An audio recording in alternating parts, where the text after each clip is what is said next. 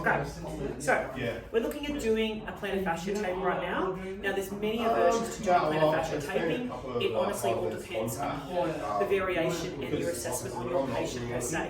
So what I'm doing now is just one way and probably some of the standardised pieces of tape we can do. First and foremost, you want to be cutting some fixable. Now this is regardless of whether or not somebody is allergic to tape. This ensures that the tape will stick a little bit better.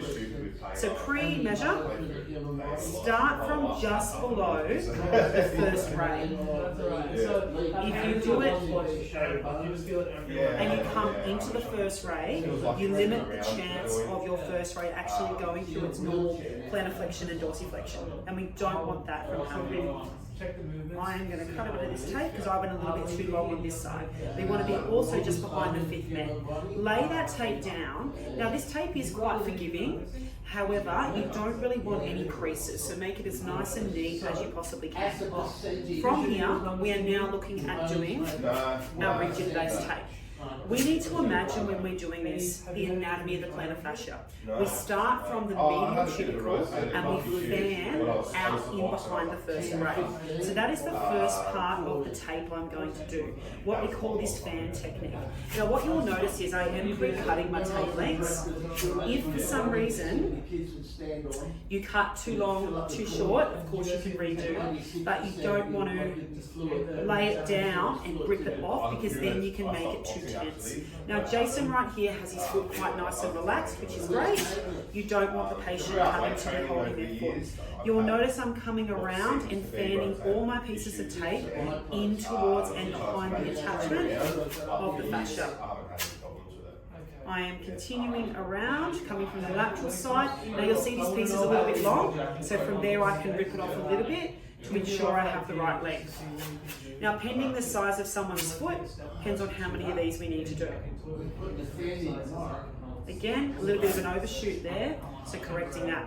Okay, once I've done that, pending again what they have going on, if somebody has some fat pad issues as well, I would need to do a slight variation to try and lift the fat pad off. I'm not doing that technique today. I want to now come along and really try and offload that fascia. I take a small piece and I'm going nice and tight and around at that attachment to really try and give it an offload here.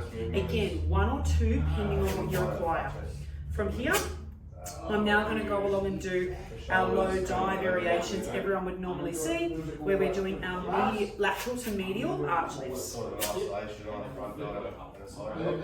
Again, 50% overlap, lying down. If someone had a lot of first rate problems going on, we can normally combine this tape technique with doing some first rate dorsiflexion if required, as well as doing what I would call like the breast cancer ribbon on the base of the foot if needed for some extra offload. As I said, I'm doing a very basic tape technique here without the added variations. Should someone have any tendon-based pathologies occurring for tib post, again we can add extra offloads. We can use rock tape in combination with this taping as well. Now what you will notice on the front of the foot here, I have not come and joined the tape at the front. This is because the first time we go and put the foot on the ground, we need that foot to be able to splay open. Okay, we do not want that feeling too tight. I'm going to lock this off here to lock all those edges in. Then after that, we can normally put a little bit of Fixamol down on some of these edges. Because what you may find is these edges here might want to lift when we're putting socks on and off. So a little bit of Fixamol to hold those down, but then ensure we don't get the peeling up. So there we have it, our basic run-of-the-mill low dye plantar fascia taping.